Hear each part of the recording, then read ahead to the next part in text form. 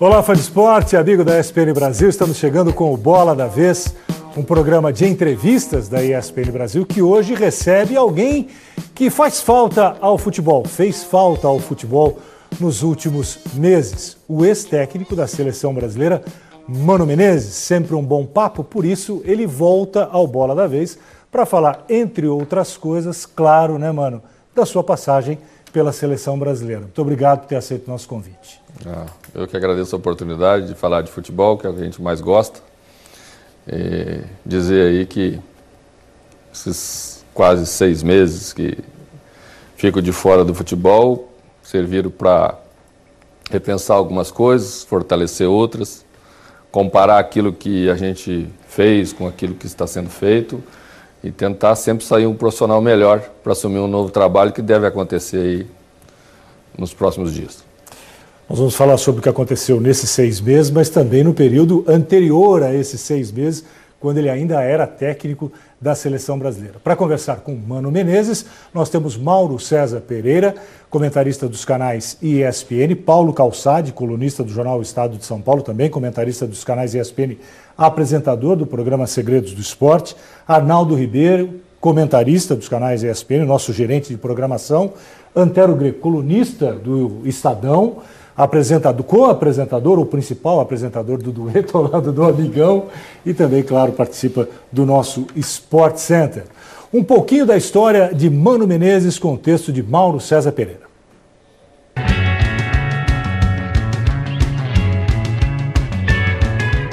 Mano Menezes é um homem cauteloso. Quando dá entrevistas, isso fica muito claro.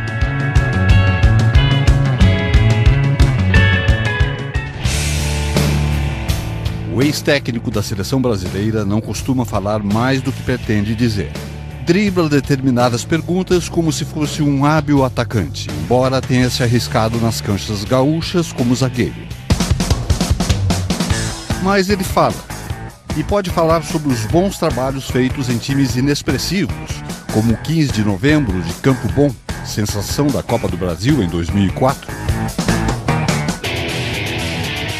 Ou do que fez em grandes clubes como Grêmio e Corinthians.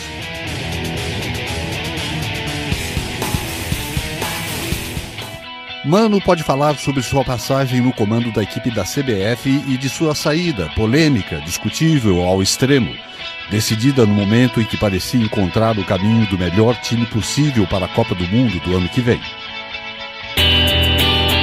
É sobre tudo isso que na próxima hora e meia Mano Menezes falará. As perguntas, senhores?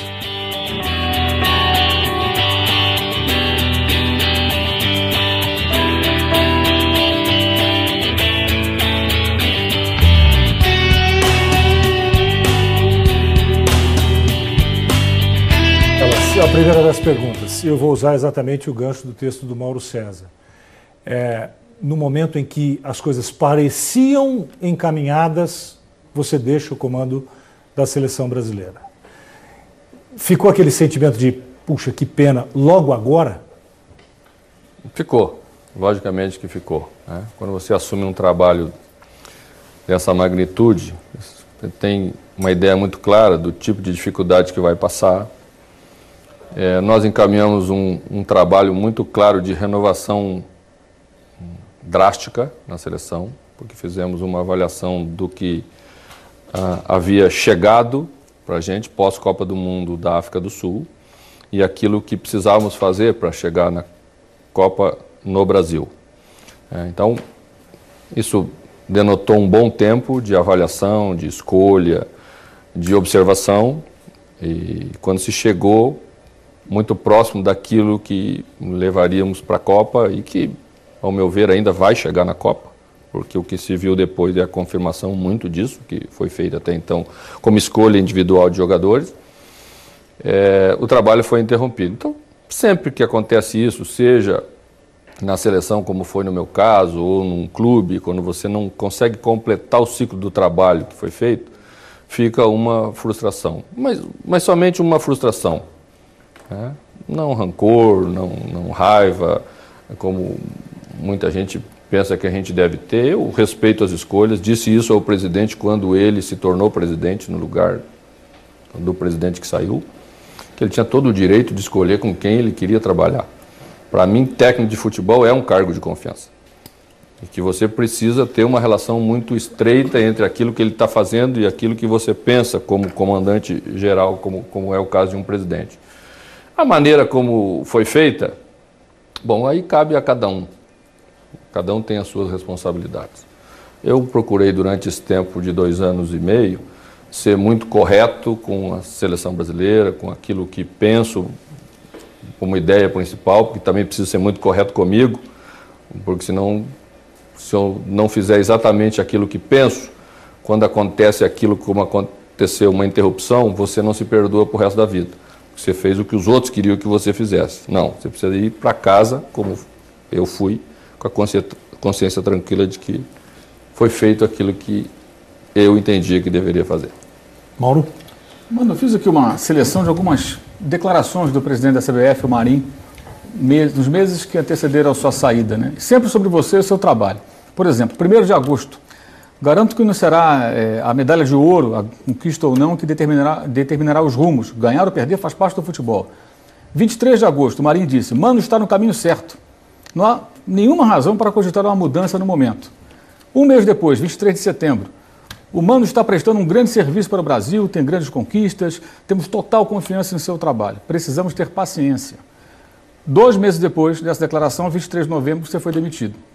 Nesse intervalo foram 5 jogos, 3 vitórias, um empate com a Colômbia e uma derrota para a Argentina, na qual o Brasil ganhou a taça do Desafio das Américas, ou seja, uma derrota que virou vitória com a conquista da taça. Para muita gente foi surpresa. Para a gente aqui nem tanto, porque no dia da sua demissão, o nosso companheiro Lúcio de Castro, horas antes, no bate-bola da ESPN Brasil, disse que haveria uma reunião e que nessa reunião você poderia perder o seu cargo de técnico da seleção brasileira. Eu quero te fazer 2 perguntas em uma, como diria Cícero Melo. Primeira, você ficou totalmente surpreso, foi uma coisa absolutamente surpreendente, ou você já desconfiava de que alguma coisa poderia acontecer? E você se sentiu, depois dessas declarações todas, que obviamente você acompanhou, assim, sacaneado, me elogiaram tanto e de repente me demitem de uma hora para outra depois de um triunfo? Bom, a gente que tem experiência no futebol sabe ler nas entrelinhas e, acima de tudo, sabe observar as atitudes dos que nos cercam, dos que nos comandam ou dos que estão sob nosso comando. Então, a mim não surpreendeu tanto a decisão do presidente. Embora muitos pensaram que ele não teria coragem de fazê-lo, que foi um ato de coragem fazê-lo, eu acho que ele optou por uma segurança maior para se proteger. Porque se eu sou presidente da confederação e eu escolho 2 ex-campeões do mundo e coloco para comandar a seleção brasileira, eu estou dizendo, nas minhas atitudes, assim, fiz o que todo mundo queria, fiz o que é o mais óbvio, e se alguma coisa não der certo lá na frente, é menos problema meu. É isso que fica claro quando você toma atitudes como essa. Eu acho que são 2 comandantes exatamente de peso para uma hora como essa. Eu não me sinto mais ou menos decepcionado com a atitude do presidente, porque procuro esperar das pessoas exatamente o que eu acho que elas podem me dar, exatamente para não me decepcionar muito. Calçade? Você tem muita experiência com clube, teve agora com seleção, já conheceu muitos dirigentes. Você sente falta, ou sei como é que foi tua convivência também em clube, em todos que você passou, até chegar à seleção, de ter como interlocutores e seus chefes, vamos dizer assim, gente que conhecesse futebol? Eu penso que o futebol deve caminhar para isso. Nós, profissionais, gostamos de termos relacionamentos exatamente com mais consistência, com mais conteúdo. É preciso dar esse respaldo para o técnico brasileiro de um modo geral, porque eu entendo que muitas das dificuldades que ele tem como profissional é exatamente não poder suportar sozinho essa carga que é colocado hoje sobre o técnico, porque você precisa ser quase um super-homem para poder suportar, e cada vez nós temos menos super-homens capazes de suportar isso. E por isso tanta gente sai e entra outro técnico, como se isso fosse, né, milagrosamente resolver o problema dos clubes. E não. Nos falta estrutura, não tenha dúvida que nos falta estrutura de um modo geral, e só vamos ter essa estrutura quando nos conscientizarmos de que precisa ser preenchida, esses cargos precisam ser preenchidos por profissionais formados para tal. Sempre falo sobre isso em relação ao futebol brasileiro, com cuidado, porque pode parecer que a gente está criticando um colega ou está criticando alguém especificamente. Não se trata de crítica específica, nem para a CBF, nem para esse ou aquele clube. Eu penso que a estrutura, de um modo geral, é que precisa melhorar. E ela passa por profissionais que se capacitam para tal. Ainda não temos necessidade de ter formação nenhuma para sermos técnicos profissionais no Brasil. E isso já resume um pouco ou bastante disso que estamos falando, né? No mundo todo você precisa ter uma formação mínima para níveis diferentes de clubes que você vai dirigir. Você precisa dirigir um clube principal da UEFA, você tem que ter nível 4, com formação, com exigências que você precisa ir preenchendo ao longo do tempo para estar capacitado para tal. Amanhã, qualquer pessoa que resolver ser técnico no Brasil, independentemente da formação que ela tenha, ou nenhuma formação, e o presidente do clube contratá-la, ela está apta para dirigir.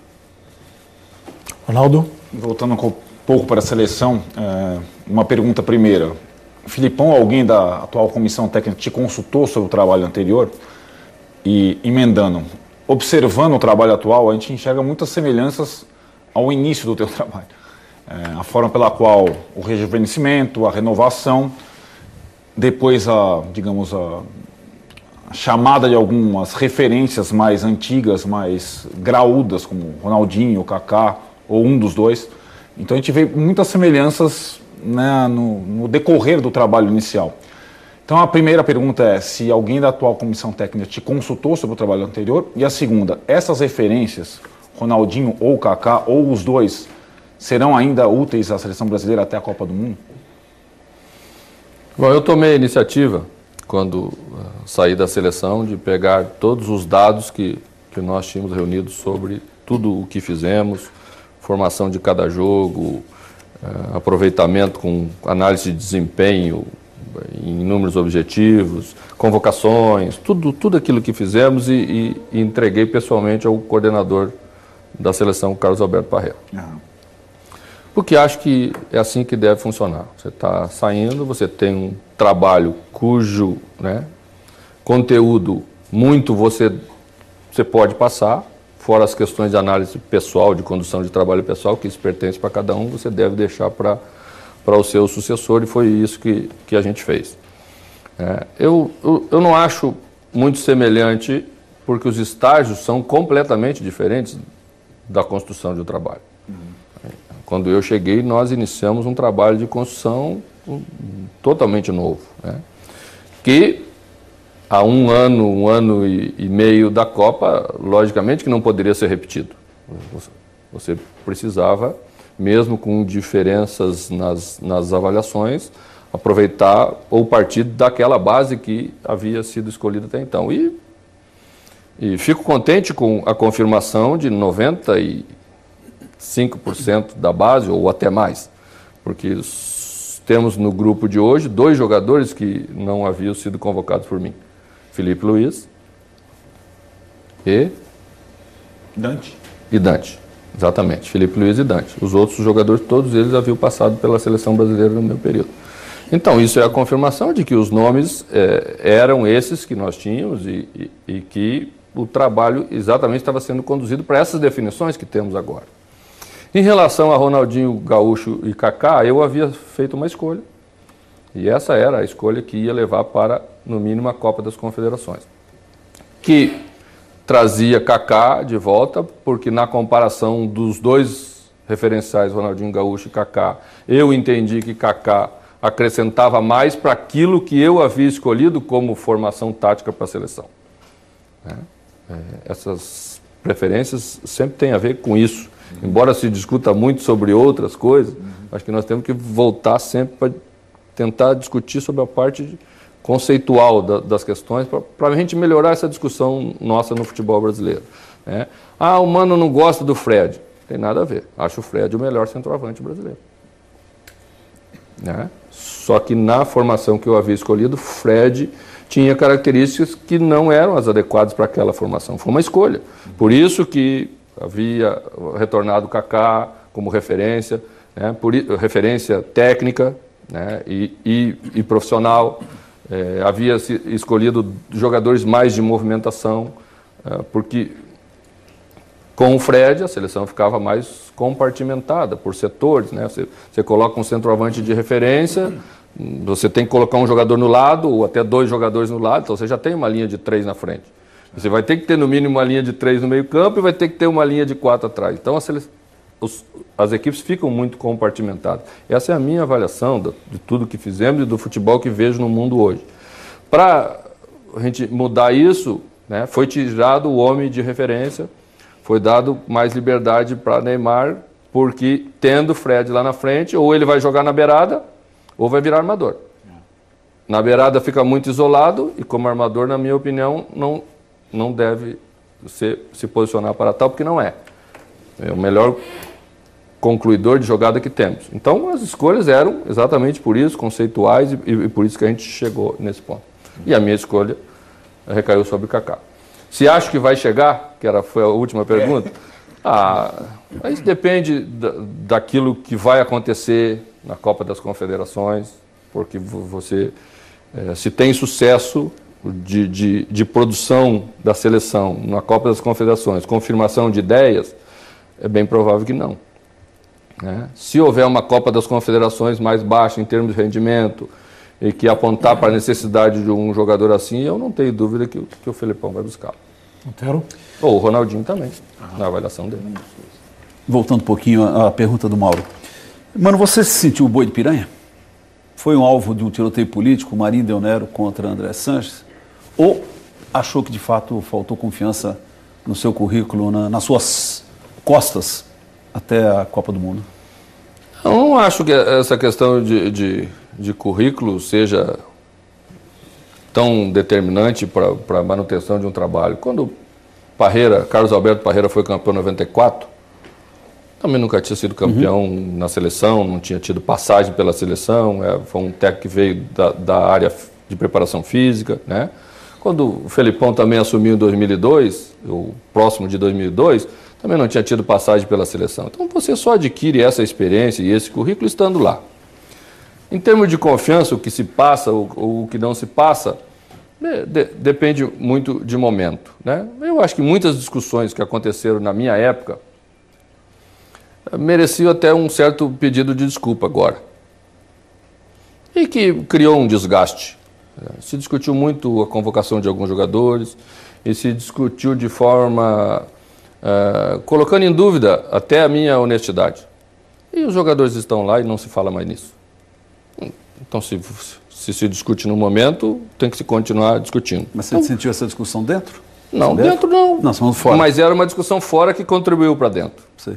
E as pessoas que sempre não têm tanta segurança, não têm muito conhecimento do trabalho, gostam de se apoiar em cima, às vezes, desse tipo de desculpa para apresentar justificativas no futuro.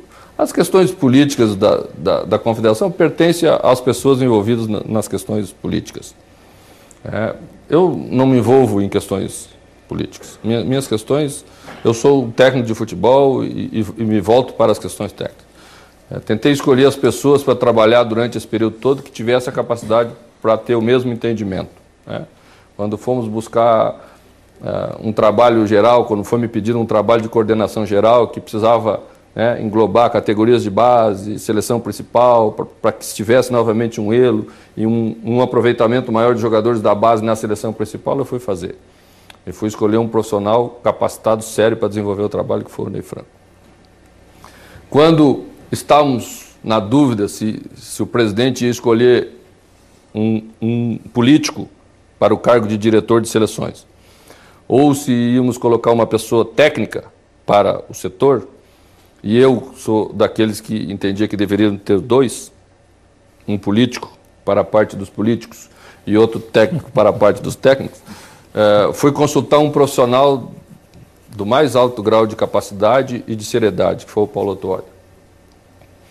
Se o presidente me pedisse um coordenador técnico no dia seguinte, eu teria o nome com essa qualificação para fazer parte dos quadros da seleção, porque entendo que é desse tipo de profissional que a gente precisa.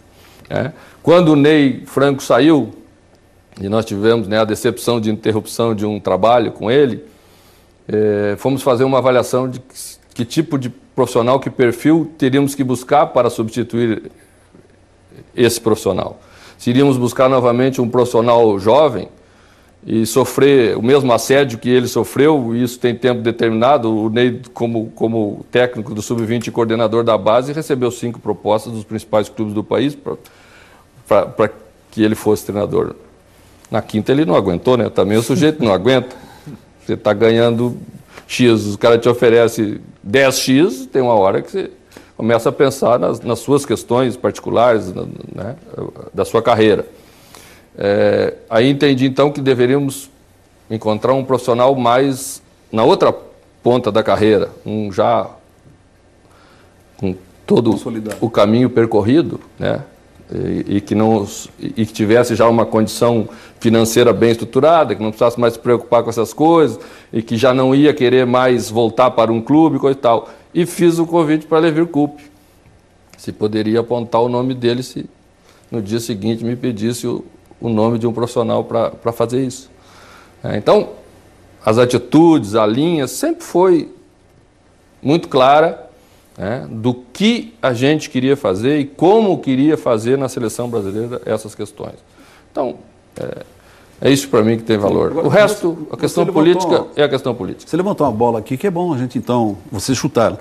Você diz, as críticas foram recebidas porque várias convocações eram de jogadores que tinham como agente o seu mesmo agente. Não tem nada a ver com o meu agente. Isso é só uma parte da história. Então qual é a outra? Eu acho que as pessoas não estão preocupadas com honestidade muito em futebol. Porque se tivesse preocupado muito com honestidade, quando surgiu essa questão do Carlos Leite, de relação com o Mano, dos jogadores que Mano convocaram, que era do Carlos Leite, um sujeito preocupado com a honestidade deveria ir lá fazer a relação da seleção de todos os convocados com seus agentes e publicar. Porque aí você ia ver que isso não era verdade. Mas nunca ninguém fez isso. Então, eu acho que essas questões não podem ser tão importantes. Carlos Leite, que é o seu agente também, seu empresário. Agora, Mano, são vários movimentos espalhados pelo país, com uma abaixo-assinado e tudo mais, para tirar o presidente Marim da CBF. Você assina um abaixo-assinado? Se alguém chegasse, alguma ONG, e, mano, estamos querendo tirar o Marim da CBF, você assina um abaixo-assinado hoje? Não. Questão pessoal ou profissional? Não, eu tenho muitas ressalvas com essas questões e a maneira como elas são conduzidas no Brasil. Bom, se discute muito o passado do presidente Marim com as questões políticas, os envolvimentos que teve no passado. Mas me surpreende muito que... Será que descobriram isso agora, quando ele se tornou presidente da Confederação? E durante esse tempo todo que ele não foi presidente da Confederação, ele não tinha cometido os mesmos erros, se é que cometeu, e as pessoas julgam? E precisava esperar ele assumir a Confederação Brasileira, então, para submeter ele a esse tipo de coisa? Por que é que só no futebol que nós estamos querendo resolver todos os problemas do país? Tem muito problema para ser resolvido. Ele estava aí, ele não estava escondido de ninguém, ele transitava livremente pelo país. Por que ele precisou ser presidente da Confederação para agora uma ONG resolver que ele tem que pagar por aquilo que ele fez no passado? E os outros anos todos que ele ficou aí? Não serve como justificativa, mas é evidente que essa é uma história conhecida. O envolvimento dele é uma história conhecida. É que ele ganhou notoriedade de novo, né, quando chegou à CBF. Tá bom, mas, e a história volta à baila de novo. Sim, mas aí você só precisa pagar pelo que você fez se você tiver num cargo de notoriedade. Eu não entendo assim. Eu acho que você deve pagar pelos seus erros sempre, se você cometeu erro, em qualquer cargo que você tiver, ou se não estiver ocupando cargo nenhum. Você acha que é um jogo político nisso também? Claro que é uma questão política. Hoje está muito envolvido a questão política com o futebol brasileiro. Nunca esteve tão envolvido. Sempre tivemos envolvimento. na história toda, porque o futebol é um segmento da sociedade, a política está presente nas nossas relações, é necessário que esteja, então está presente no futebol também. Mas hoje nunca esteve tão misturado, e eu diria perigosamente misturado, porque vai ser ruim para o futebol. Mauro?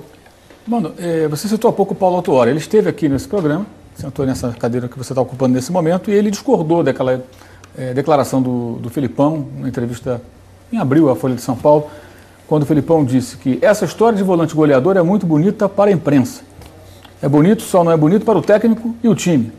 Quando tu tens laterais como os nossos, Daniel Alves e Marcelo, tem que ter proteção. Eu queria saber duas coisas de você, se você concorda com isso e se você acha que no futebol de hoje um time deve jogar dando tamanha prioridade aos laterais. Ou seja, meus laterais avançam, criam, então vou liberá-los, coloco aqui 1 ou 2 volantes mais marcadores, ignorando que, por exemplo, vários times lá fora jogam com homens abertos pelos lados que podem marcar esses laterais, aí o jogo não acontece, pelo menos é a minha visão. Qual a sua visão sobre isso e até que ponto você concorda ou não com essa declaração do Filipão? Às vezes, numa entrevista, escapa uma frase que não era para sair exatamente como ela saiu. Não de você. Não, às vezes... Como o Mauro falou na abertura. As minhas também. Um dia no Corinthians, estávamos falando sobre números e coisa e tal, e eu saí com uma pérola. Eu falei que a estatística era a ciência de enganar as pessoas com o número. Tomei uma vaia dos estatísticos, tive que pedir desculpa a eles, porque a frase saiu como não era para ter saído, né? Não era para ter saído como um desrespeito para a estatística, e acabou saindo como um desrespeito. E eu quero dar um testemunho aqui para o nosso fã de esportes, que no intervalo do programa as frases do Mano também são muito interessantes. Então surgiu mais como uma frase de efeito essa declaração do Filipão, até porque as atitudes dele, pós-frase, não confirmam a frase, né? Por exemplo, nos 2 últimos jogos, a seleção saiu jogando com Luiz Gustavo e Paulinho. E Luiz Gustavo não é exatamente um homem só de proteção, tanto que joga no Bayern, quando jogou, e no Bayern os 2 volantes saem, independentemente da primeira função ou segunda função, saem quando acontece a oportunidade de sair, que é o que eu acho que deve acontecer hoje. Não acho que não se deve jogar sem proteção, porque não é possível jogar sem proteção. O que me parece que mudou é a forma de se proteger. E que existe uma diferença gritante nisso. Você pode se proteger, tentar se proteger com um homem plantado à frente dos 2 zagueiros e definindo marcação para ele marcar atacante. Esse é um tipo de proteção. E você pode ter volantes mais versáteis, né, com mais mobilidade, que dão uma proteção agressiva lá na frente. E me parece que esse é o caminho do futebol de hoje. E que foi o que mudou muito em relação àquilo que nós fazíamos até bem pouco tempo, com superioridade, e que não conseguimos mais fazer porque a Europa está fazendo melhor do que a gente. Os volantes deles estão jogando mais, né? E as equipes deles estão pressionando mais alto, mais na frente. Também acho que nossos laterais, que sempre decidiram os jogos, e que sempre foi, né, um caminho onde a gente encontrou boa parte das soluções, não estão conseguindo mais fazer isso. Porque a Europa realmente, ou com seus meias, ou com seus atacantes de velocidade, bloqueou esse corredor e não só marca quando os nossos laterais apoiam, como tem uma capacidade de jogar muito rapidamente nas costas dos nossos laterais quando os nossos laterais apoiam. E não dá mais para você ficar desorganizando o time, cobrindo com o zagueiro por trás, enfiando o volante no meio do zagueiro, ou fazendo o volante cobrir nas costas do lateral, porque você abre o principal corredor. Você não toma gol na lateral, né? Não tem goleira, como fala o gaúcho, não tem goleira na lateral. Você só toma ali o gol, é na faixa central. Então tudo que uma equipe quer é desorganizar a sua faixa central. E se você começa a fazer para proteger lateral, fazer coberturas e outras coisas, hoje você não consegue mais ver. E aí você começa a brigar com o futebol brasileiro, o que se conhece como futebol brasileiro até hoje. E aí voltamos àquilo que discutimos uma vez sobre questões táticas, onde foi que começamos a errar. Foi quando o lateral começou a bater com o lateral, foi quando o volante começou a fazer cobertura para os lados, foi quando o meia teve que se transformar num outro volante, porque aí faltou um volante, a gente abria, e aí começamos a criar os nossos problemas e a nossa maneira muito peculiar de jogar, que hoje não está conseguindo mais se sobressair sobre os outros a nível internacional. Bom, nós precisamos fazer o nosso primeiro intervalo no Bola da Vez, que hoje recebe Mano Menezes. Voltamos já.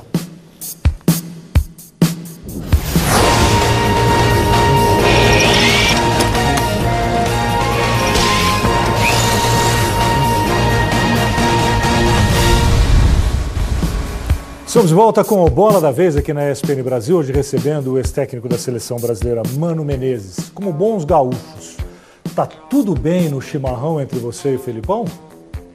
Não, a gente já esteve mais próximo, mas não foi por causa da seleção, não.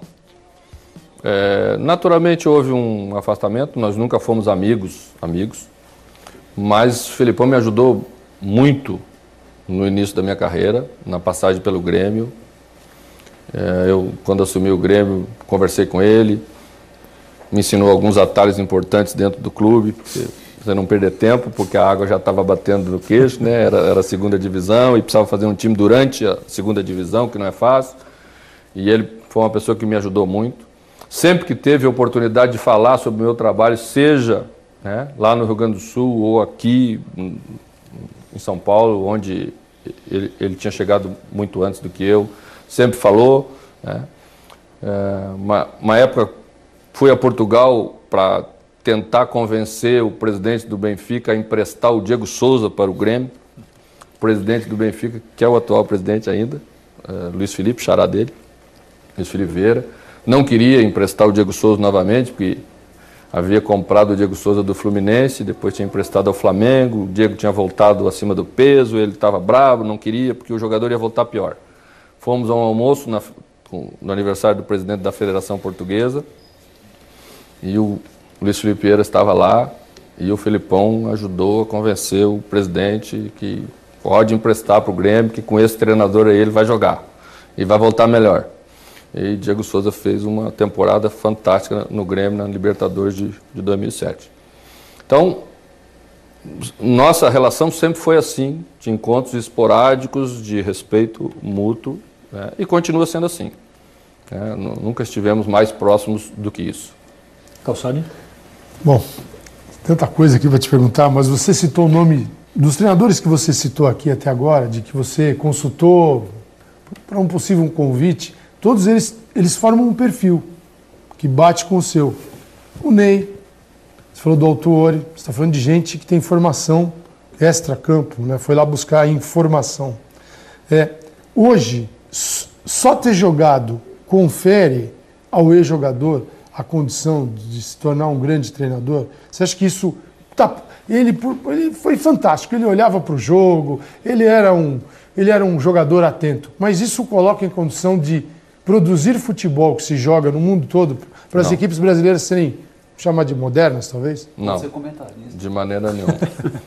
Ele tem uma vantagem bastante grande, porque realmente você ter vivido 10, 15 anos da sua vida dentro do meio do futebol, sendo treinado pelos principais técnicos, né, do seu país ou até fora dele, ter vivenciado muitas situações, te dá uma condição muito boa para você exercer a profissão, mas não basta.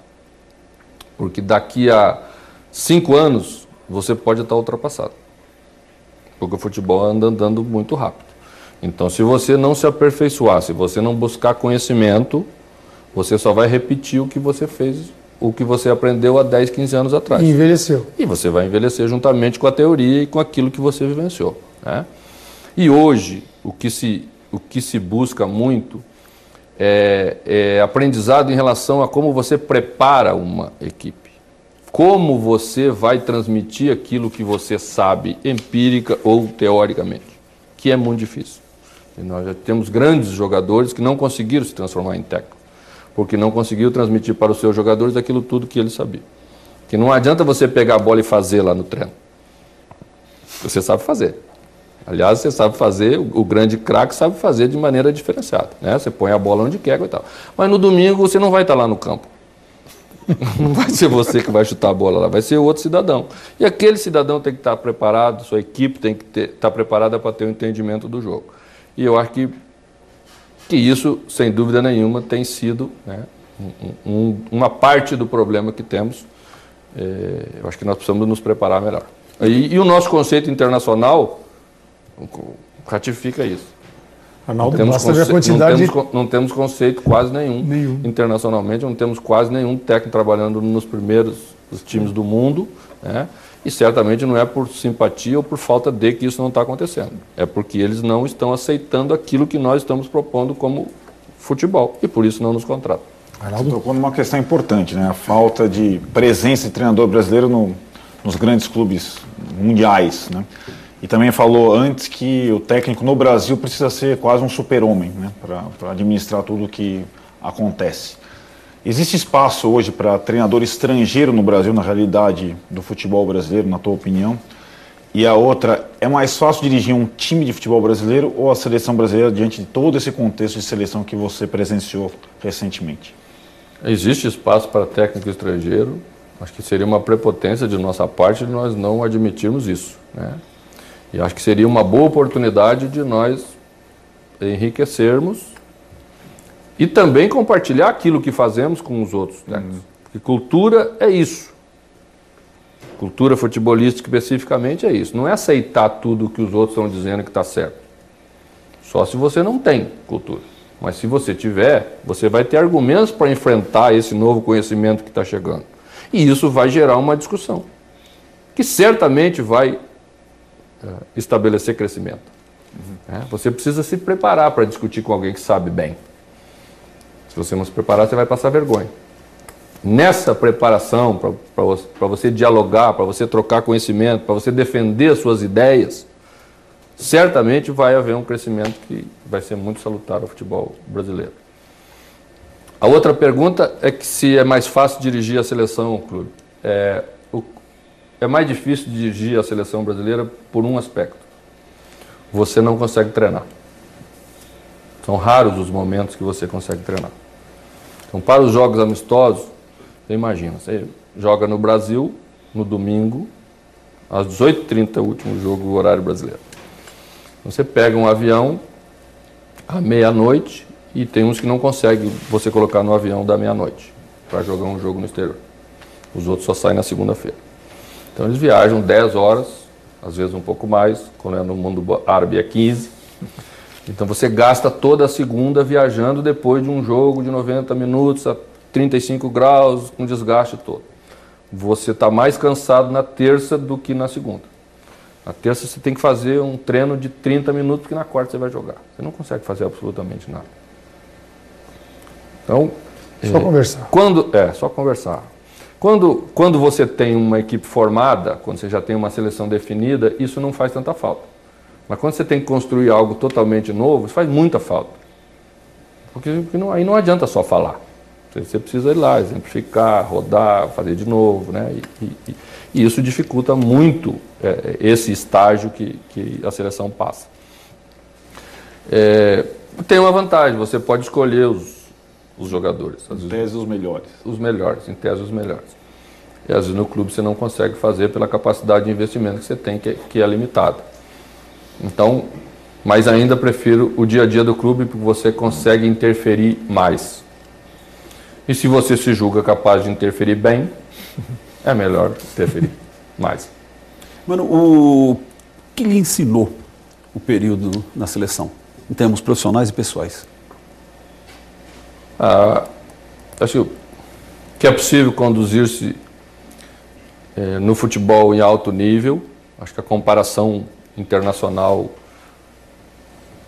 nos assusta em determinados momentos pela diferença, mas nos aponta um caminho que nós precisamos perseguir para alcançar.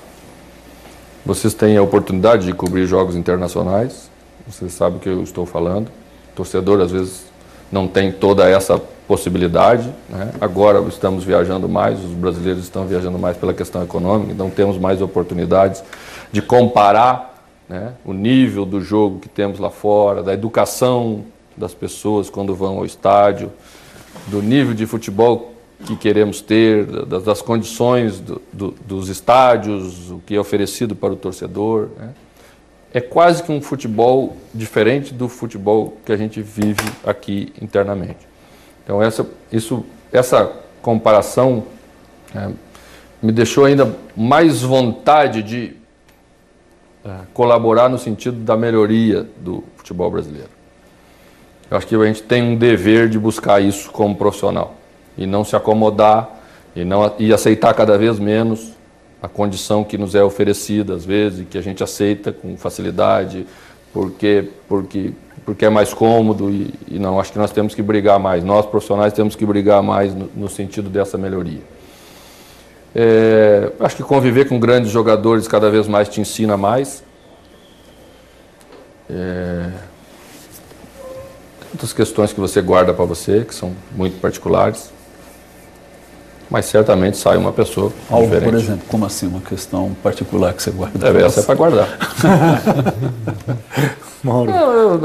Vocês conhecem o meu estilo, as pessoas procuraram durante muito tempo me entrevistar e eu achei muito engraçado depois da minha saída da seleção. Eu falei, como assim? Quer saber a minha opinião sobre a seleção? Eu passei 2 anos e meio dando a minha opinião sobre a seleção. E muitas vezes ninguém deu bola nenhuma para a minha opinião. Agora quero saber a minha opinião sobre a seleção. Eu acho que, de um modo geral, a gente precisa parar de fazer campanha. Eu sou muito avesso à campanha. Sempre que acontece uma coisa no Brasil, incendeia a boate em Santa Maria, a gente faz uma campanha. Acontece uma invasão no campo de futebol, acontece uma agressão, e tal, a gente faz uma campanha. Tem o outro dele campanha. Aí a campanha gera radicalismo. E nós pensamos que com o radicalismo, seja para um lado ou para o outro, nós vamos resolver os nossos problemas. Eu estou falando isso em relação ao futebol. Eu acho que a gente precisa, no futebol, o maior ensinamento dessa passagem é que a gente precisa fazer as coisas continuamente, né, para melhorar um pouquinho a cada dia, porque essa melhora de forma gradativa e consistente é que vai produzir aquilo que nós queremos no futebol brasileiro. Mas você descreve o país também, né? Quando você cita Santa Maria, é uma mudança gradativa, pontual, contínua, mas que pode mudar um país. E o futebol é o retrato, claro, né, bem ampliado do país. Mauro. Mano, você até já falou sobre isso no começo do programa, né? Sua última fase, digamos assim, no comando da seleção foi com o time sem o centroavante, sem um 9 típico. Embora você não abrisse mão totalmente dele, né? Você convocava o Fred, claro, que aliás fez o último gol da seleção sob seu comando, naquela derrota que depois o Brasil venceu a Argentina nos pênaltis no Desafio das Américas. Hoje no futebol brasileiro nós temos o Oscar, que não é um atacante, é um meio atacante, faz gols também e tal, mas não é um atacante. O Neymar, que faz muitos gols. Graças a Deus temos o Oscar, né? Que são jogadores que estão tentando se firmar, né? São jogadores ainda numa caminhada que está no começo, muito jovens. Graças a Deus foi, para mim, a melhor surpresa de todas elas nesse período. Agora, o que acontece na sua visão com o futebol brasileiro? Que você faz uma lista, eu fiz uma lista rápida aqui. Van Persie, Rooney, Messi, Cristiano Ronaldo, Robin, que voltou a ser decisivo agora nessa Champions League, depois de uma temporada que ele foi o vilão. Drogba, que foi o herói na temporada anterior. Agüero, que o Real Madrid vira e mexe quer contratar. Suárez, o uruguai, que também o Real Madrid está louco atrás dele, é meio maluquinho, mas joga bola, faz muitos gols. Não existe hoje no futebol internacional nenhum centroavante ou atacante, goleador, no nível desses caras. O que acontece com o futebol brasileiro que, tirando esses jovens que podem até chegar lá, não existe mais ninguém, o Brasil com uma tradição tão grande de grandes artilheiros? Talvez tenhamos passado um período sem produzi-los como sempre produzimos antes. O futebol tem seus ciclos, né? É que durante um período a gente discutiu isso sobre zagueiros.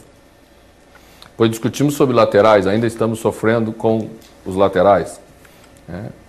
Daqui uns dias vamos discutir sobre os volantes, porque se está havendo uma transformação tão grande nos volantes lá fora e nós não estamos tendo essa visão, daqui a pouco vamos ter carência. Neymar é o melhor atacante que nós produzimos nos últimos anos, o mais completo, o mais definidor.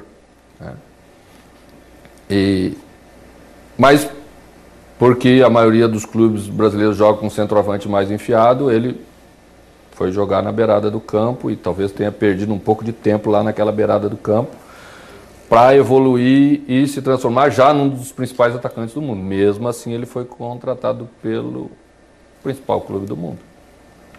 Então, eu acho que essa estada do Neymar agora na Europa e o desempenho dele em relação aos outros atacantes do mundo vai abrir novamente espaço para novos atacantes brasileiros figurarem nas principais equipes do mundo. Eu acho que a gente continua produzindo bons atacantes. O que penso é que talvez estamos confundindo um pouco essa necessidade de termos que fazer o jogo mais intenso com correria. Acho que o futebol brasileiro está muito sendo jogado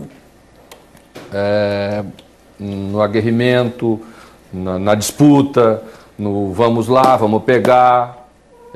E eu acho que esse não é o caminho. Talvez porque a principal competição sul-americana é jogada só assim, a gente está se confundindo um pouco. Acho que a América Latina e o Brasil estão acelerando o jogo e correndo demais com bola e querendo fazer o jogo de uma maneira que não é possível mais jogar. Eu acho que você precisa ter entendimento mais amplo hoje. Não basta ser só atacante, driblador. O Neymar dribla como nenhum outro atacante do mundo dribla. Talvez só o Messi. Mas quando ele pega a bola num lugar do campo, numa faixa do campo, que permite ao adversário dobrar a marcação e ser rápido, você vê que ele não consegue driblar. Porque não consegue mesmo. E é assim que o futebol é. E esse entendimento, de um modo geral, para se tornar um jogador mais completo, é o que eu penso que ele vai ter agora. Se não conseguir ultrapassar isso, vai ter dificuldade lá. Porque a gente sabe que lá todo mundo joga desse jeito. Mano, a equipe dos canais ESPN acompanha a seleção brasileira na preparação para a disputa da Copa das Confederações. Paulo Vinícius Coelho está lá e mandou uma pergunta para você. Vamos acompanhar. Posto atraso do futebol brasileiro. A gente tem batido muito nessa tecla. Nos canais ESPN a gente tem falado muito sobre isso. Qual é a parcela de responsabilidade dos técnicos brasileiros? Até que ponto o atraso dos técnicos brasileiros atrasa o futebol brasileiro? A gente nunca, quando quer que uma discussão realmente se aprofunde, a primeira coisa que a gente deve fazer é assumir a parte da gente. Porque aí desarma os outros em relação a essa questão. Não tenha dúvida que nós temos uma parcela importante de culpa nisso. Não tenha dúvida. E a outra é a instabilidade que se oferece para o técnico de um modo geral no Brasil. Ora, se você tem medo de perder o seu emprego na terceira derrota, se na terceira derrota se começa a falar, fulano está a perigo, fulano está prestigiado, coisa e tal, você trabalha para se proteger. Pelo menos um grande período da sua vida você trabalha para se proteger. O início da carreira é muito difícil. Semana estava falando com um técnico brasileiro, um bom técnico brasileiro, que é o Pérez Chamusca, com quem tem uma boa relação. E ele estava me falando da dificuldade que ele estava encontrando de afirmar-se como técnico de um nível para cima no futebol brasileiro. E ele já foi campeão da Copa do Brasil com o Santo André em 2004, quando eu estava no 15 de novembro no Cambon. Então, essa dificuldade de passar essa barreira cria mecanismos de autodefesa. E a defesa é se proteger, é arriscar menos, é jogar menos e jogar mais no erro dos outros. Fica comum. E isso vai somando, você vai somando, um dia, a conta vem. É como a exportação dos jogadores brasileiros que fizemos durante anos e anos e anos. Um dia a conta ia aparecer aqui para a gente pagar. Durante 10 anos, 15 anos, exportamos nossos principais jogadores sempre. Ficamos sem referência. A competição baixou, o nível baixou, aquilo que produzimos iria também baixar com o tempo. E esses são os somatórios dessas questões que nos levaram a isso. Vamos fazer mais um rápido intervalo no Bola da Vez, que hoje recebe Mano Menezes. Voltamos já.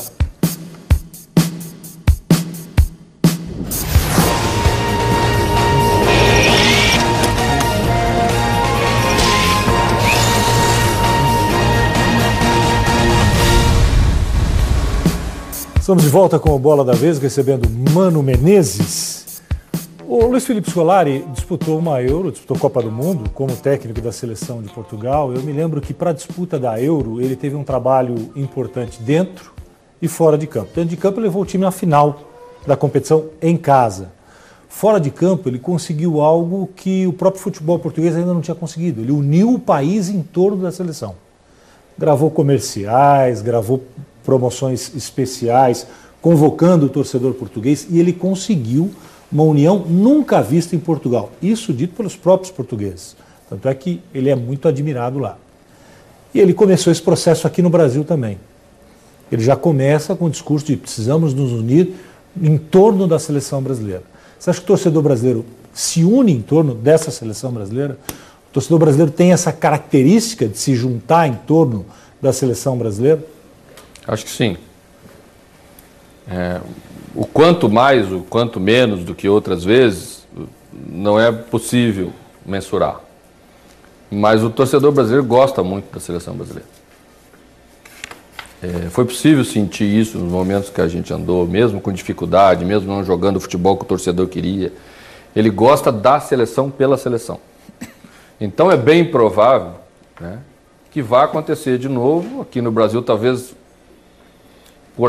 pelo fato de a Copa ser no Brasil, né, pode ser mais ainda dessa vez, mas nas outras vezes, sempre durante a Copa, houve uma união muito grande em torno da seleção. Né. Acho que chegamos em outras Copas também desacreditados, chegamos em outras Copas como favorito, mas no momento da competição, o brasileiro é Brasil, porque é isso mesmo que a disputa envolve, né? É um país, uma nação contra outra nação, e não tem sentido você ficar torcendo para outra nação contra o seu país, né?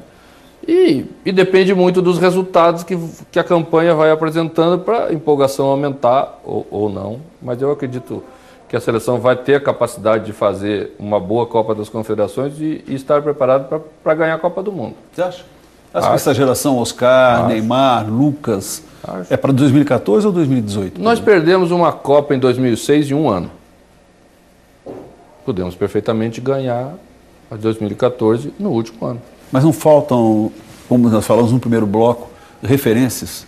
Em 2002, por exemplo, o Brasil tinha Rivaldo, Ronaldo, Ronaldinho Gaúcho era coadjuvante. Hoje quem tem? Quem são os que decidem? A referência, a gente tem que cuidar um pouco. Porque a gente sempre cita os fatores positivos ou os momentos positivos. A gente brincava muito isso na seleção. Tinha gente que trabalha lá que falava sempre da Copa que ganhou. Mas também estava lá na Copa que perdeu.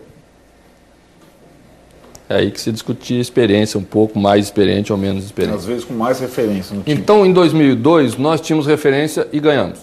Em 2006, nós também tínhamos referência. E não ganhamos. E não ganhamos. E em 2005, quando jogamos a Copa das Confederações, um ano antes, atropelamos os nossos adversários. Principalmente nos jogos contra grandes adversários. Fizemos uma final contra a Argentina, foi uma final brilhante, foi 4-1. E não estavam nessa seleção, nesse torneio, se não me engano, Roberto Carlos e Ronaldo. Ronaldo certamente... Ronaldo certamente não estava. Me parece que o Roberto Carlos também não estava. Não estava, era o Léo. Era o Léo. Jogamos pra caramba e em um ano perdemos a Copa. Porque quando chegamos na Copa, já notamos, quando a seleção começou a jogar, de que alguma coisa tinha acontecido de diferente naquele período de um ano. Então perdemos. Podemos perfeitamente. O que vai acontecer a cada jogo com esses jovens jogadores agora vai ser muito acelerado. Porque já está... As definições estão quase todas postas. Você já sabe que você vai ser. Quando você não sabe ainda, quando isso está tudo muito aberto, falta a segurança do jogador. Não, eu vou ser o cara que vou estar lá. Então eu posso agora me preocupar em evoluir tranquilamente, porque eu vou estar. O período que se viveu até bem pouco tempo era de total indefinição quanto a isso. Você não podia definir tanto tempo antes, até porque não tem condição mesmo. O futebol te surpreende. Veja o Ganso, por exemplo, o exemplo do Ganso, que é uma surpresa negativa do que se tinha como expectativa e do que aconteceu no futebol. Teve na tua estreia, não foi? Foi. E jogando muito.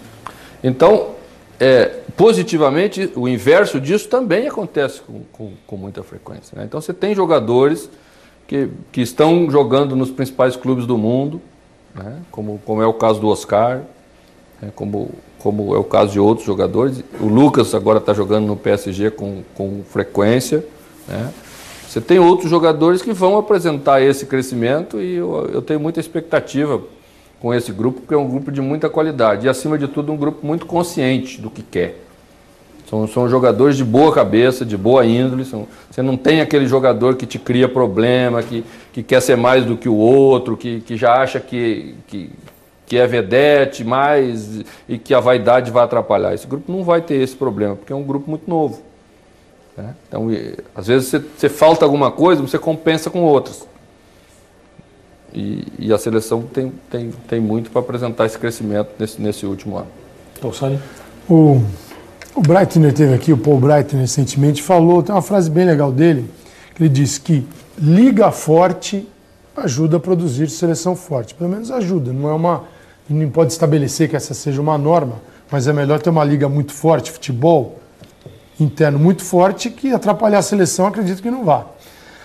Agora, é possível se formar, pensar no futuro? Porque estou pensando aqui, Copa de 2022 vai ser no Catar, daqui 9 anos. Os caras a seleção que tiver lá vestindo a camisa do Brasil, os meninos, eles têm hoje de 12 a 16 anos numa média. O que o futebol brasileiro está hoje fazendo nesta faixa de idade dos meninos que vão disputar não a próxima, a outra Copa do Mundo? Absolutamente nada. Aí chega para o treinador que vira um garimpeiro de encontrar diamantes onde normalmente não nasce um diamante.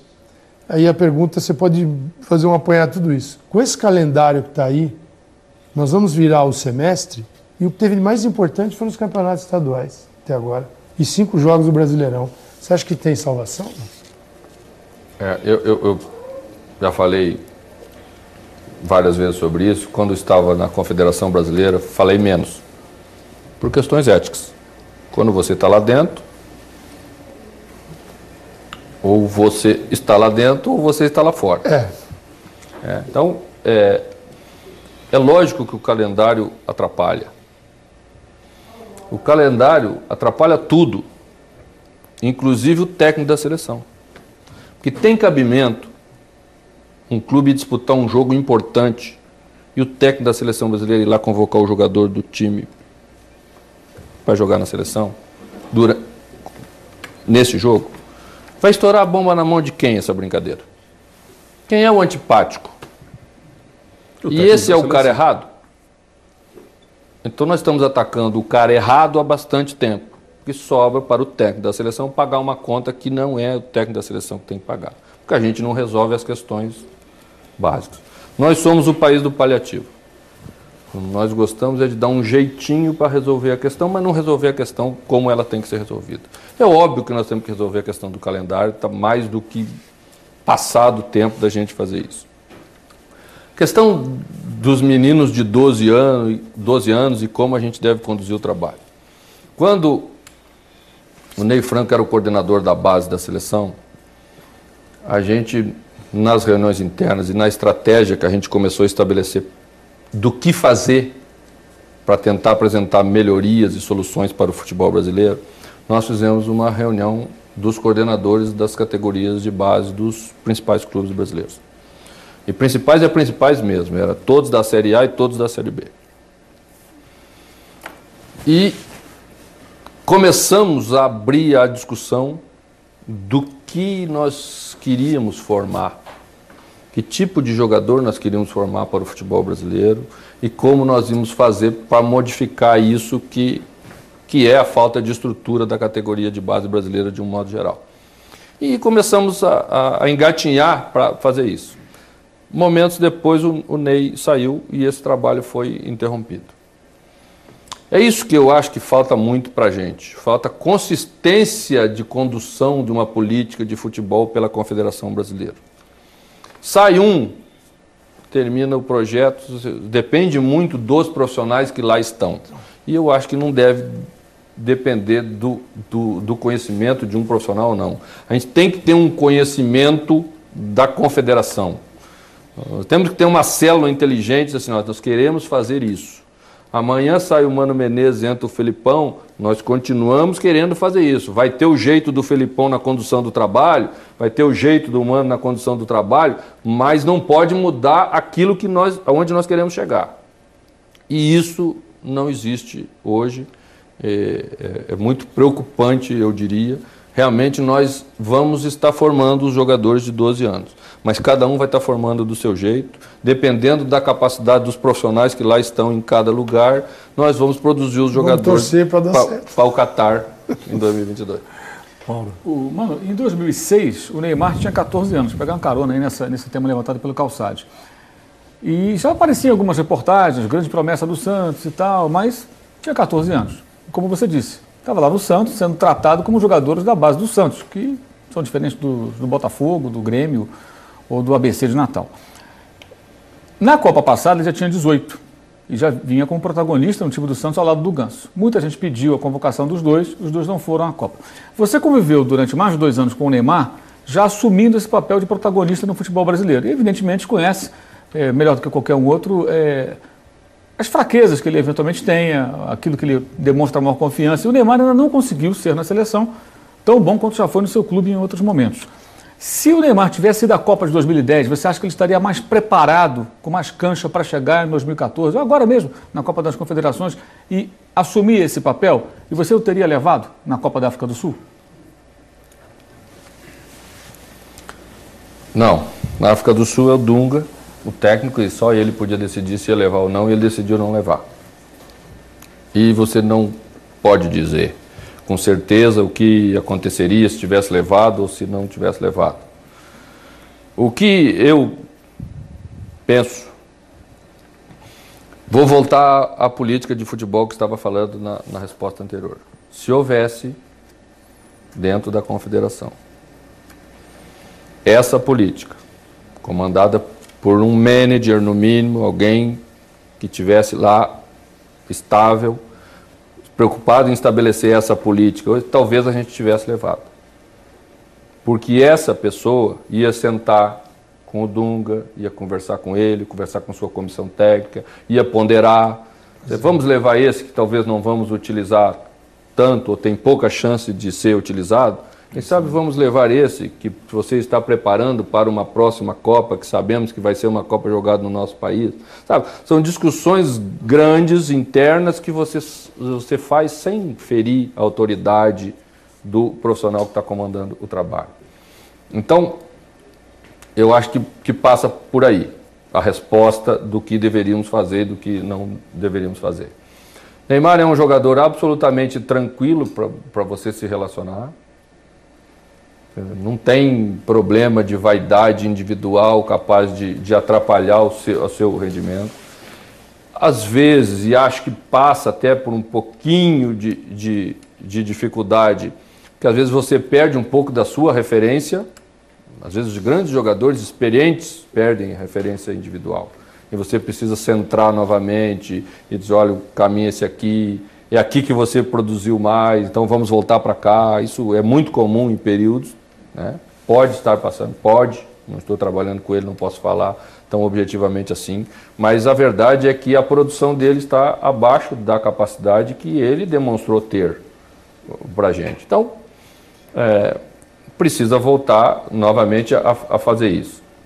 Em relação ao seu rendimento na seleção, Neymar já fez muitos gols pela seleção brasileira nesse período em que ele está lá. É um período relativamente curto, ele está há 3 anos na seleção. Né? Foi decisivo no torneio Sub-20, depois não foi para o Mundial porque já estava com a seleção na Copa América. Ainda não teve conquistas pela seleção principal, porque não depende só de um jogador, depende da seleção como um todo. A seleção como um todo precisa crescer para ter conquistas e o período que isso pode acontecer vem agora. E daqui a pouco o Brasil ganha a Copa do Mundo ou ganha a Copa das Confederações e a confiança aumenta novamente. Eu acho que a gente só tem que fazer o melhor jogador que a gente produziu nos últimos anos ser o melhor jogador que a gente produziu nos últimos anos. E hoje o caminho é esse. Olha, a gente está discutindo várias questões, você particularmente macro, né? Depois dessa experiência toda na seleção, a sua carreira que veio paulatinamente sempre numa fase ascendente. Assim. Clube menor, clube grande, conquista clube grande, seleção, uma visão completa sobre o futebol. Como é que é para você, provavelmente, voltar a trabalhar num clube de futebol? Você falou que é prazeroso, para o técnico é melhor, porque dá para treinar e expandir conceitos, mas digamos que seja na carreira natural do Manos um passo atrás, um recomeçar. Como é que vai ser para você assumir um clube de futebol diante dessa visão completa que você obteve durante esses últimos anos? Primeiro que eu não acho um passo atrás você voltar a dirigir o clube. É raro dirigir seleção para um técnico de futebol. E no Brasil é mais raro ainda. Né? Todos os técnicos dos últimos anos, com conquista ou sem conquista, depois da Copa, tomaram outro rumo. Não teve muito Independente. roteiro Se foi diferente. campeão ou se não foi campeão. Todos eles tomaram outro rumo. Exceção o Tele, né? É, Lá atrás, 82 e 86. ficou parado, né? Não. Tele não. Não, ele estava na Arábia. Dirigiu um clube. Não, mas estou dizendo, esteve em 2 Copas. Mas teve uma interrupção do teve uma- trabalho. Voltou sim, para a seleção. não Voltou nos ficou na braços seleção. do povo. Claro. Não, ele foi chamado até no sufoco, eliminatório. Voltou nos braços do povo, o mesmo povo que disse que ele deveria sair depois de 82. Né? Então tem que cuidar com a opinião do povo. O que gratifica a profissão de técnico de futebol, primeiro é você poder trabalhar naquilo que gosta, que não é muito comum, né, na vida da gente. E o segundo é poder construir alguma coisa. É muito gratificante mesmo você, no final de um período de trabalho, olhar para trás e dizer, pô, isso aqui eu ajudei a construir. Então, o que gratifica a minha carreira é olhar para o Grêmio, estou falando dos clubes grandes, né? Não vamos esquecer o 15 de novembro que passou lá no programa, que também me orgulha muito do trabalho que consegui fazer em uma temporada. Mas você olhar para trás e dizer assim, poxa, cheguei no Grêmio em 2005, naquela Série B, com aquela dificuldade, depois no ano seguinte a gente, né, foi campeão gaúcho, depois foi terceiro brasileiro, depois no outro foi campeão gaúcho de novo, foi vice-campeão da Libertadores, e construímos aquele trabalho praticamente do zero. Né? Da equipe que eu iniciei e dirigi o primeiro jogo na Série B em 2005, só sobrou um jogador na final contra o Náutico lá que a gente ganhou, só um. Os outros 10 a gente teve que trocar na formação do novo trabalho. Depois olhar a chegada no Corinthians em 2008, na segunda divisão, você vê que cada jogador daquele que chegou ali foi a busca de fazer o melhor. Né? Ver depois que na conquista da final da Libertadores, que era o grande sonho dos corintianos, na equipe principal tinha 7 jogadores titulares que chegaram com a gente naquele período. Então, isso é que é gratificante no trabalho de um técnico. E isso independe se você faz na seleção, se você faz no exterior, se você faz num clube. O melhor do trabalho de técnico é esse. Está preparado para voltar a morar no Rio de Janeiro? Porque, Olha, assim, situações e histórias em time grande é difícil a gente guardar na gaveta, né? A história do Flamengo te procurar e querer você como técnico, ela veio à baila. Por isso que eu te faço essa pergunta. Olha, a gente não tem uma definição ainda e eu não costumo falar sobre indefinições. Porque a experiência já ensinou que às vezes está tudo bem encaminhado e não acontece e depois surge um fato novo. Futebol tem muitas peculiaridades. Acho que o Flamengo é um grande clube do Brasil, né? Passa por um momento também de reestruturação. Gosto do conceito que estão tentando implantar lá, porque é exatamente isso que acredito. Então, existe uma simpatia inicial pelo projeto.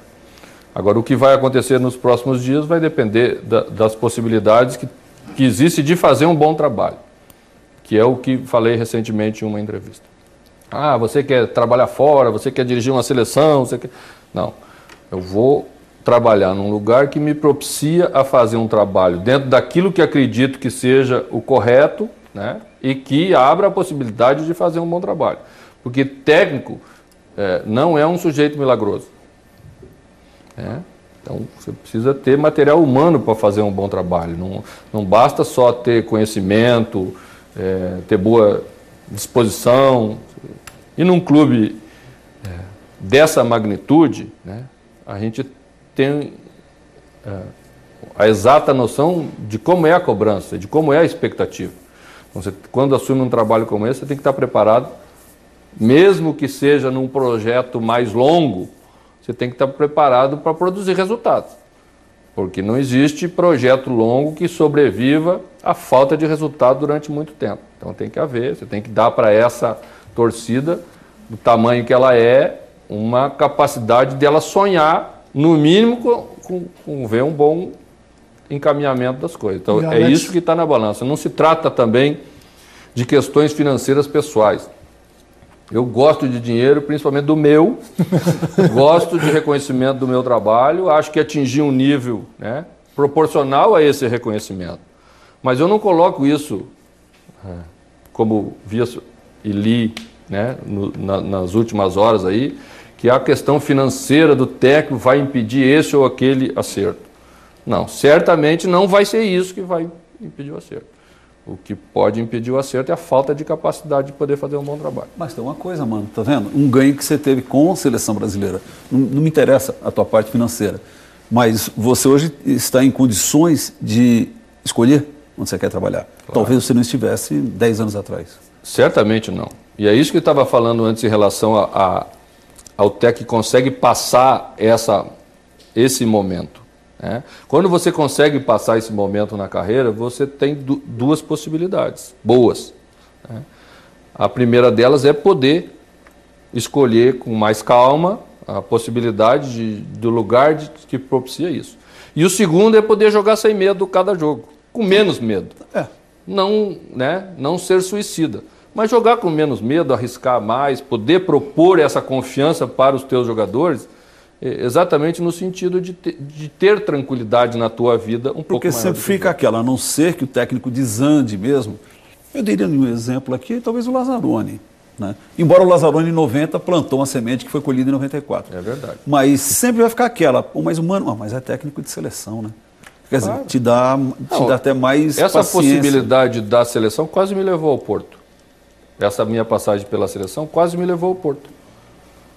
Porque ela me deu um reconhecimento internacional maior do que eu tinha antes de passar pela seleção, logicamente. Uhum. E isso abriu uma possibilidade de quase dirigir o Porto, de Portugal. Foi pequenos detalhezinhos para lá, para cá, uma reta final de campeonato. A definição era o quê? Uma reta final de campeonato para lá e para cá, de um jeito ou de outro. O futebol é assim. Se o Porto, mesmo nos lugares... Então, se o Porto não tivesse sido campeão português, você estaria no Porto hoje? Eu teria mais chance de estar. Não sei se estaria, mas teria mais chance. Benfica. Eu queria... Você chegou ao Corinthians em janeiro de 2008 e acredito que você tem essa imagem muito clara do que você encontrou lá em janeiro de 2008. Depois de, no último jogo do ano, ganhar do Corinthians, com o Grêmio. Empatou, mandou para a segunda divisão, é verdade. Mandou para a segunda. É que ali foi uma derrota muito grande para o Corinthians. E você viu o Alessandro levantar a taça de campeão do mundo, que era o cara que, do início da construção, ele e Chicão participaram de todos os campeonatos. Ele, Chicão, William e André Santos. Mas eu não... Essa era a linha de defesa. Era a linha de defesa. Eu digo que o William depois parou, o André saiu, eu digo, esses caras estiveram lá. Eu queria que você falasse de duas trajetórias. Uma, desse Corinthians que você viu mudar e ajudou a mudar, e a outra é de um jogador que chegou no meio do teu trabalho ali, que foi o Paulinho. E hoje é um menino que chegou, estreou contra o Flamengo naquele jogo da Libertadores no Pacaembu. Ganhamos de 2-1, mas não levamos. Não levou, e hoje ele é um jogador consolidado, aí prestes a ser negociado. Queria que você falasse dessas duas trajetórias. Olha, a trajetória do Alessandro é uma das trajetórias mais surpreendentes assim, que eu tive o prazer de acompanhar. Mas tem tudo a ver com ele. Tem tudo a ver com o seu caráter, com sua postura, com alto grau de profissionalismo. Quando eu cheguei no Grêmio, o Alessandro estava no Grêmio, 2005. E o Grêmio passava por aquela transformação, coisa e tal, e eu pedi um outro lateral direito para contratar. E a gente contratou o Patrício, que tinha acabado de jogar comigo o ano anterior no 15 de novembro de Campo Bom e tinha feito aquela campanha. O Alessandro era mais ala, coisa e tal, a gente optou pelo Patrício. O Alessandro foi reserva do Patrício comigo no Grêmio quase 2 temporadas. Mas mesmo como reserva, em muitas oportunidades, quando eu precisei conversar alguma coisa com um jogador para saber comportamento de treino, ele era uma das pessoas com quem eu conversava, ele era um dos profissionais, jogando no time reserva. Mas como é que ficou isso para marcar? Você que está marcando aqui no time de baixo, assim, professor, eu acho isso, eu acho isso, eu acho aquilo. Bom, no ano seguinte, ele, no meio da temporada, tomou a posição do Patrício, no Campeonato Brasileiro de 2006. A gente foi terceiro, coitado, tudo, ele foi para o Santos. No final do campeonato foi para o Santos. Não jogou a Libertadores de 2007 com a gente. Quando eu cheguei no Corinthians, houve a possibilidade de contratar. O Antônio Carlos estava saindo do Santos, o Antônio Carlos tinha virado gerente executivo do Corinthians, e perguntou se eu queria o Alessandro. Falei, na hora, quero. E trouxemos ele. Cheguei a jogar com ele no meio campo algumas vezes e tudo, e ele sempre, né, dentro da mesma batida, sempre da mesma linha, sempre o mesmo jogador. Então, é um desses caras que merece tudo o que aconteceu. Você vai olhar para a trajetória dele no futebol, né, foi sempre impecável, sempre com postura correta. Eu acho que não é à toa que essas coisas acontecem com determinados profissionais. A questão do Paulinho, ela é emblemática porque ela exatamente aponta para quando você já chega num segundo estágio do trabalho. Quando você faz o primeiro estágio, você contrata muita gente, às vezes erra, porque você arrisca mais. Por exemplo, você olhar para algumas contratações no Corinthians, você vai ver, poxa, mas contratou esse fulano aqui. Mas era o fulano que você tinha que contratar na época, não tinha muita opção. Então você ia lendo. O Paulinho já foi planejamento, já era o segundo estágio do Corinthians. Então, quando nós terminamos a Copa do Brasil, a Libertadores de 2010, Isso. A gente já sabia que o Elias ia ser vendido. Então, nós sabíamos 2 meses antes que o Elias ia ser vendido, não tinha jeito, era um desejo dele, e o Corinthians também estava pensando em fazer um faturamento e ele ia ser vendido. Nós passamos a procurar um jogador que mais se aproximasse dele para fazer aquela função. E começamos a ver no Bragantino um jogador que, gol do Paulinho na Série B, Paulinho entrando na área, começamos a ver a característica, pedimos ao Mauro, que é o observador dos jogadores no Corinthians, né? O Mauro Van Basten, que foi ponta esquerda da Ponte, do Palmeiras, do Corinthians, e o Mauro olhou vários jogos do Paulinho e falou, olha, é isso mesmo que a gente está vendo, coitado. E pedimos para contratar o Paulinho. Chegou e já entrou nesse jogo contra o Flamengo aí, até fui criticado, pô, quem é esse Paulinho aí que o Mano botou e perdeu a classificação? Mas era um jogador que botou a camisa e disse assim, é o meu lugar. E aí já é aquele estágio que você chega depois que o clube já está organizadinho. O Paulinho é o segundo momento do Corinthians. Mano, você em 2005 subiu com o Grêmio. Em 2007 o time foi à final da Libertadores, com investimentos menores do que os de São Paulo e Santos, por exemplo, que foram eliminados pelo Grêmio. Ou seja, aquele trabalho começou lá, resultou numa decisão. Quando vocês perderam para o Boca, não vou dizer que era impossível, mas a chance do Grêmio era pequena. E chegamos muito mal na final, assim, chegamos no limite do desgaste. Sim. O Boca era mais equipe do que a gente, mas também chegamos no limite do limite do limite, com vários jogadores machucados, a gente não teve condição de fazer frente. O Boca tinha Riquelme no auge e tudo mais, e o Grêmio... O último grande Boca, né? Isso, aquele. Muito poderoso, né? E depois você, quando foi para o Corinthians, o Cruzeiro se interessou pela sua contratação, você acabou seguindo o caminho do Corinthians, mesmo na Série B.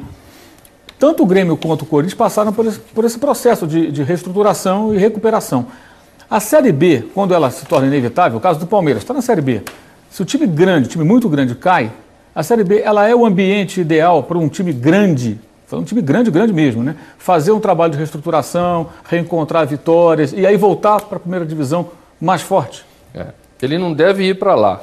Já que caiu. Vamos ser bem objetivos. Não vamos pensar que nós estamos na apologia do descenso. Não. Você guarda num canto, né? Ali, ó. Ele não deve ir para lá. Mas quando vai, se cria um ambiente de humildade muito propício para você fazer as coisas que deve fazer.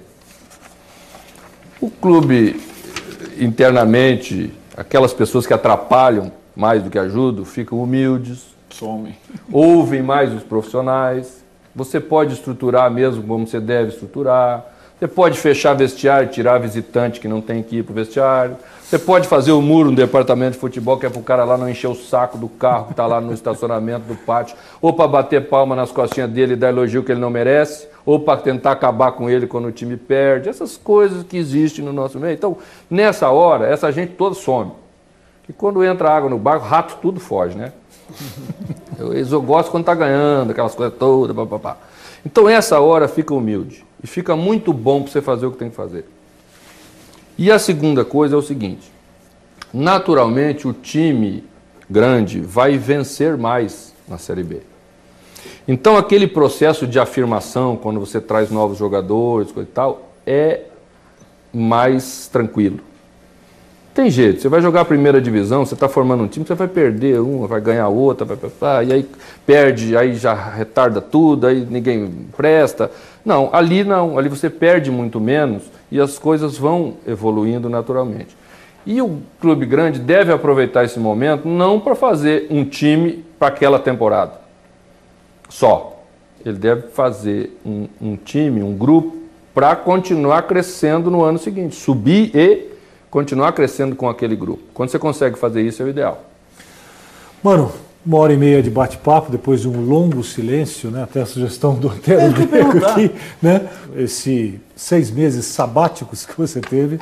Muito obrigado por ter aceito o nosso convite. É sempre bom tê-lo no Bola da Vez, é bom vê-lo de volta ao futebol, que volte rapidamente ao futebol. Você será sempre bem-vindo à nossa casa. Muito obrigado, viu, mano? Eu que agradeço. Obrigado. Quero agradecer também as participações do Mauro César Pereira, do Arnaldo Ribeiro, que estiveram aqui comigo, Paulo Calçade e Antero Greco, e agradecer a sua participação em todo o país, que sempre nos acompanha com o Bola da Vez, que hoje recebeu Mano Menezes. Tchau, pessoal!